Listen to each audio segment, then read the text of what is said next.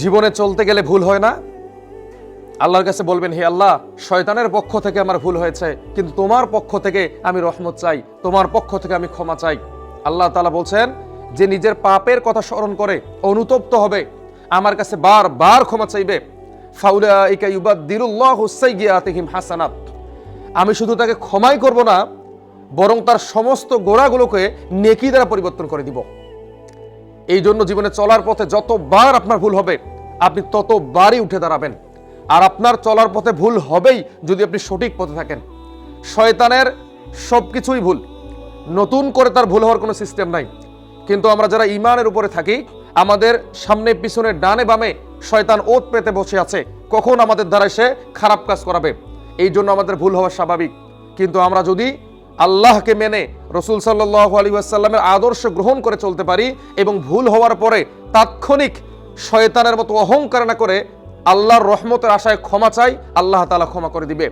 আরে ভুল তো শয়তানও করেছিল, আর ভুল তো আদম আলাইহিস সালামও করেছিল, কিন্তু শয়তান নিজের ভুলের উপরে অটট ছিল, অহংকারের বশবর্তী হয়েছিল, এই জন্য আল্লাহ তাআলা তাকে ক্ষমা করেনি। অপরদিকে আদম আলাইহিস সালাম নিজের ভুল বুঝতে পারে আল্লাহর কাছে বললেন, রব্বানা যালামনা আনফুসানা, হে আল্লাহ, আমি আমার নফসের উপর জুলুম করেছি, ওয়া ইল্লাম তাগফির লানা, তুমি যদি আমাকে রহম না করো, ওয়া তারহামনা, আমার উপর আগের মতো দয়া না করো, লানাকুনান্না মিনাল খাসিরিন, তাহলে আমি ক্ষতিগ্রস্তদের অন্তর্ভুক্ত হব। তো আদম আলাইহিস সালামকে আল্লাহ কি ক্ষমা করেন নাই? তো আপনাকে আমাকেও আল্লাহ তাআলা ক্ষমা করবে। আল্লাহর প্রতি দৃঢ় বিশ্বাস রাখতে হবে, সবসময় আল্লাহর কাছে আমাদের তওবা করতে হবে। আরে বড় থেকে বড় পাপীদেরকেও তো আল্লাহ তাআলা ক্ষমা করে দিয়েছে। ওই যে একজন ব্যক্তির কথা বলেছিলাম না, জীবনে এত এত এত পাপ করেছে, মৃত্যুর সময় সে তার সন্তানকে নসিহত করে গেছে, আমি মারা গেলে খবরদার দাফন করিও না, আমার লাশকে তোমরা জ্বালিয়ে দিবে, অর্ধেক ছাই বাতাসে মিশিয়ে দিবে, অর্ধেক ছাই পানির মধ্যে ফেলে দিবে, কেননা আল্লাহ যদি আমাকে ধরতে পারে আমার কঠিন অবস্থা আছে। তার নসিহত অনুযায়ী তার সন্তানেরা তাই করলো। আল্লাহ তাআলা তাকে আবারও পুনরুজ্জীবিত করলেন। জিজ্ঞাসা করা হলো, কেন তুমি এই কাজটা করেছো? তখন বলল, হে আল্লাহ, আমি তোমার ভয়ে এই কাজটা করেছি। আল্লাহ বলছে, বান্দা, জানি 5 ওয়াক্ত নামাজি ছিলে না, জানি ভালো কাজ করতে পারো নাই, তবে তোমার দিলে যখন আমার ভয় আছে, তোমার সমস্ত গুনাহ ক্ষমা।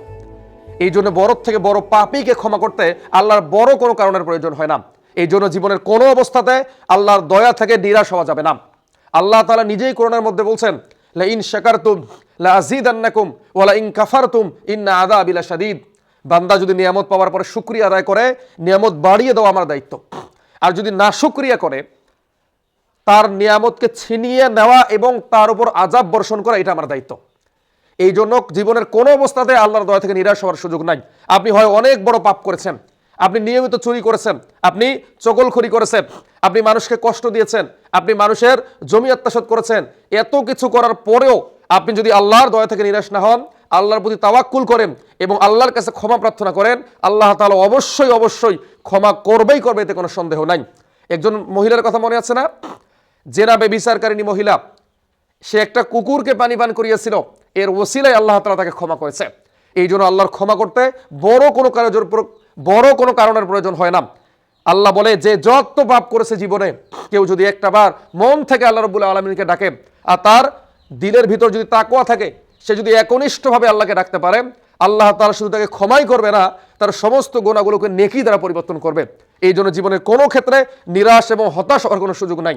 আল্লাহ তাআলা মানুষকে প্রশস্ততার দিকে নিয়ে যায়, আর শয়তান মানুষকে হতাশার দিকে নিয়ে যায়। এই জন্য জীবনের কোনো ক্ষেত্রে আমরা আল্লাহর প্রতি তাওয়াক্কুল হারাবো না। নবী সাল্লাল্লাহু আলাইহি ওয়াসাল্লাম বলেন, যে আল্লাহর প্রতি যেরকম তাওয়াক্কুল করবে, আল্লাহ তাআলা ঠিক তার সঙ্গে সেই রকমই করবে। আমরা যখন বলি হাসবুনাল্লাহু ওয়া নি'মাল ওয়াকিল, নি'মাল মাওলা ওয়া নি'মান নাসির, আমার জন্য আল্লাহই যথেষ্ট, তিনি উত্তম কর্মবিধায়ক, তখন আল্লাহ তাআলা সবকিছু আমাদের জন্য সহজ করে দেয়। এরকম ইতিহাসের পাতায় অনেক ঘটনা লেখা আছে। মূসা আলাইহিস সালামের কথা মনে আছে না? ফেরাউনের বাহিনী পিছনে নীল নদের সামনে দাঁড়িয়ে আছে মূসা আলাইহিস সালাম, তার অনুসারীরা। মূসা আলাইহিস সালামের লোকজন বলছে, হে মূসা, আমরা তো ধরা পড়ে গেছি। মূসা আলাইহিস সালাম বিচলিত হলেন না, তিনি তখন বললেন, কাল্লা, কখনো না, ইন্না মাইয়া রব্বি সায়াহদিন, আমার রবই আমার জন্য যথেষ্ট। আবার যখন নবী সাল্লাল্লাহু আলাইহি ওয়াসাল্লাম আবু বকরকে নিয়ে যাচ্ছিল, গুহার মধ্যে আশ্রয় নিল, তখন পায়ের ছাপ অনুসরণ করতে করতে গুহার নিকটবর্তী তারা হলো। আবু বকর ভয় পেয়ে গেলেন। আল্লাহর নবী তখন বললেন কি, লা তাহজান, ভয় পেও না, ইন্নাল্লাহ মাআনা, আমাদের রব আমাদের সাথে আছে। তো জীবনের কোনো ক্ষেত্রে আল্লাহর দয়া এবং মায়া, আল্লাহর রহমত থেকে নিরাশ হওয়ার কোনো সুযোগ নাই। বড় থেকে বড় পাপীকে আল্লাহ তাআলা ক্ষমা করে দিয়েছেন। হযরত ওমর রাদিয়াল্লাহু তাআলা আনহুর কথা মনে আছে না? নবীজিকে হত্যা করতে যাচ্ছেন তরবারি হাতে নিয়ে, প্রতিমধ্যে শুনতে পেলেন তার বোন ও ভগ্নিপতি ইসলাম গ্রহণ করেছেন। তিনি বললেন, আগে বোন এবং ভগ্নিপতিকে মারবো, তারপর নবীজির কাছে যাব। গিয়ে শুনেন ঘরের ভিতর কোরআন তেলাওয়াত করা হচ্ছে। তিনি ঘরে ঢুকে পড়লেন, তাদেরকে জিজ্ঞাসা করা হলো, কি পড়ছো তোমরা? তার বোন এবং ভগ্নিপতি ভয় পেয়ে গেল, বলল না। তখন তার ভগ্নিপতিকে ঘুষি মারা হলো। তখন তার বোন